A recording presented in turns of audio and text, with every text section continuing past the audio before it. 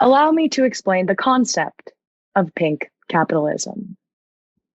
It is a term to describe the purchasing power of a community made up of non-heterosexual individuals, aka lesbians, gay, bisexual, trans, intersex, queer, and many more identities on the spectrum. Apparently, this term has been around since the 1960s, and it refers to the incorporation of the LGBTQ community into capitalistic dynamics. So when I first heard this concept of pink capitalism, I thought, whoa, okay, first and foremost, I'm offended. Who decided to call this pink capitalism? Was it a straight person or was it a gay person? I certainly didn't sign off on the color pink as my identifying color when it comes to describing my participation in capitalism, but that is beside the point. This notion of pink capitalism really got me thinking, what is the participation of the LGBTQ community when it comes to gross domestic output, when it comes to growing the global economy? What dollars are they generating? What opportunities are they opening the doors for?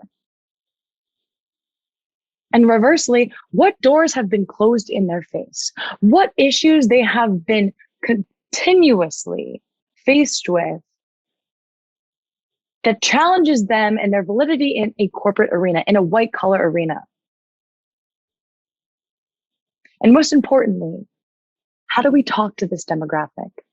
Welcome to Small Town Big Personalities, a mini-series documenting the surreal journey of two New York City queers forced to move back to their small conservative hometown and face the music on self-awareness, purpose, and having impact in this world. My name is Emily Rose Gray. Let's get into it. To kick off this conversation, I thought it was important to define who these LGBTQ individuals are. So at first we have the affluent queers. Now, what does affluent exactly mean? In my limited definition, I describe these as 9%ers, meaning you make over 6 figures a year in your salary. You make over 100K in your salary a year. When you enter that affluent queer bucket, you spend your money differently. For example, your foundations are usually set. You are comfortable in what you are earning. And so therefore, you are often spending more in the consumer economy. So how could we potentially mobilize that growing assets within that community for good? The second cohort are what I will refer to as adjusting queers. I use the word adjusting because, unfortunately, after decades of oppression, a lot of queers have a lot of baggage that they have to deal with. For example, questioning one's self-value. The validity of self often comes in the validation from other people. And when you are a queer person, that validation isn't as easily attained as it would be for a straight person.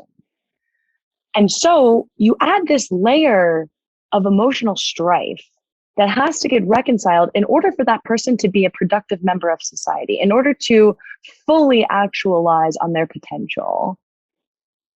And the second layer that adds to this already false start is that the actual job opportunities are limited to this queer community. This represents roughly 3.4 million LGBTQ workers and over 500,000 transgender workers without statutory protections against employee discrimination based on sexual orientation and gender identity. 43% of queers are not out at work. And here's where intersectionality plays a very significant part. The more layers of disenfranchisement your identity vibes with, the harder things can be from a compensated salary perspective. For example, a lesbian couple annual salary is averaged to be $46,000 a year. whereas a woman in a heteronormative relationship would be $51,000 a year. What's up with that pay gap? It's the layering and layering of that disenfranchised identity that I'm talking about. You want to talk about racial identity? A whole other layer. Even transgender women, so women who have been born male, identify as female, and have transitioned into female identity, also have experienced this decrease in salary. How does that make sense, right? Now, adjusting queers are often spending their money on life essentials.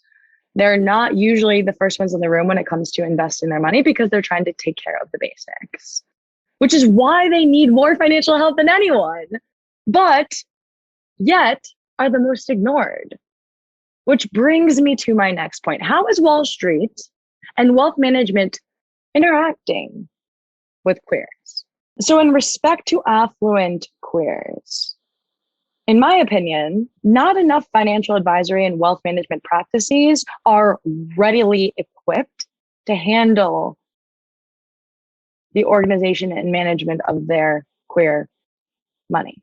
Now that we've broken down two perspectives of the queer community, both through an affluent queer perspective and an adjusting queer perspective, we can now talk about how our current socioeconomic structures are not serving them. So in the case of affluent queers, one could argue that the financial wealth management space is not well equipped to deal with the increase in LGBTQ life considerations. But are there nuances to the queer experience that need to be considered when creating an investment strategy for someone? Abso-fucking-lutely. For example, there are three main buckets of which this could impact: healthcare. So let's talk about all of the motherfuckers that were impacted by the HIV/AIDS crisis back in the 80s. Here they are having all of these additional expenses for healthcare coverage. And for years, that being a very convoluted process of how to be able to pay and advocate for your own safety.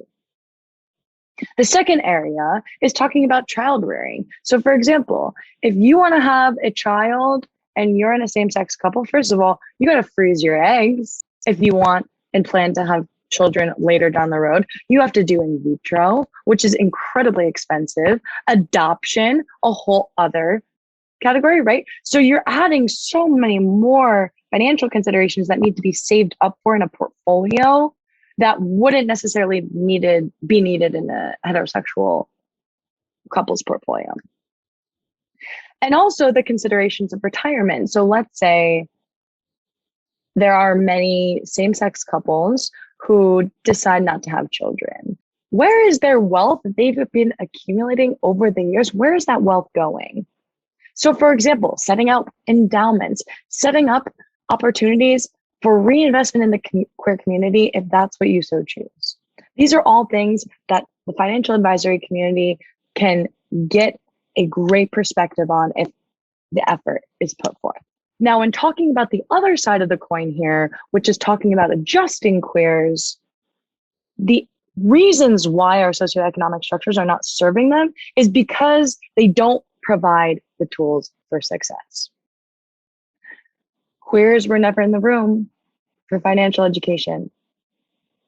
So now we had to leverage the tools that gave us connection, community, and knowledge, aka social media. And in this process of learning through social engagements, through digital engagements, it inspired this concept of DIY finance, do it yourself. And why does this matter to Wall Street? That money is far too attractive that they'll accept it from a DIY basis. Because at the end of the day, that is more stimulation to the economy globally and in financial markets. So we've identified the queer community and who is participating in these global markets. We've identified the reasons why these global markets have oppressed them for so long. And now, what do we do with that information? The question is, how can we best engage them? Regardless if you are affluent or adjusting, your identity as a disenfranchised person makes the topic of advocacy more relevant to you. And it gives you more skin in the game when it comes to taking action on social change, because how could you be fighting for your own human rights and not others? It's an empathetic connection that often goes further than just advocacy for the self. The second thing is it would be incredibly powerful to be able to connect with other neurodiverse thinkers who are involved in other advocacy groups, who are involved in other social justice and environmental movements. Social circles blend with like-minded people, and those like-minded people have conversations where innovation can thrive. And this is the reason why in diversity and inclusion conversations, everyone's always saying, have different voices and perspectives in the room. It makes executive decision-making better for everyone. The thing is, that executive level of change is not happening fast enough. So we have to take matters into our own hands, having an agency of numbers to drive impact based on how we define that ourselves and based on how we engage with our money. Impact identity is the way to do this. Money runs the world, yet money has never been associated with the queers in the past. So when we tap into these woke, engaged queer communities and add a layer of financial empowerment, the results could be epic. We have to define it through our own unique, tailored lens of impact identity. Now, what is that? For a queer person, impact identity is a direct answer to the question of how is this relevant to me when it comes to understanding the confusing world of finance. It's based on 3 core pillars: your values and the change you want to see in the world, your personal financial goals you seek, and the access to capital you have. Are you an adjusting queer or are you an affluent queer? When answering these Myers-Briggs type questions associated with each pillar, listeners can find out their own impact identity. And this is extremely valuable to individual investors who are waking up to the detriments of complacency when it comes to climate change and social injustice. They just didn't know how to get it done. So impact provides an opportunity to relate, an opportunity to learn, and an opportunity to direct the way that we engage with money and our finances in a way that aligns to our own ethical compass, our identity, and our values. Now, as far as my time in quarantine, impact identity was definitely my brainchild. It is the reason why I'm doing anything that I'm doing these days. And I can't wait to share it with everyone. I can't wait to level this playing field with your participation, with a willingness to dive in to self-awareness and self-discovery and a higher consciousness towards impact identity. Together, we can do great things.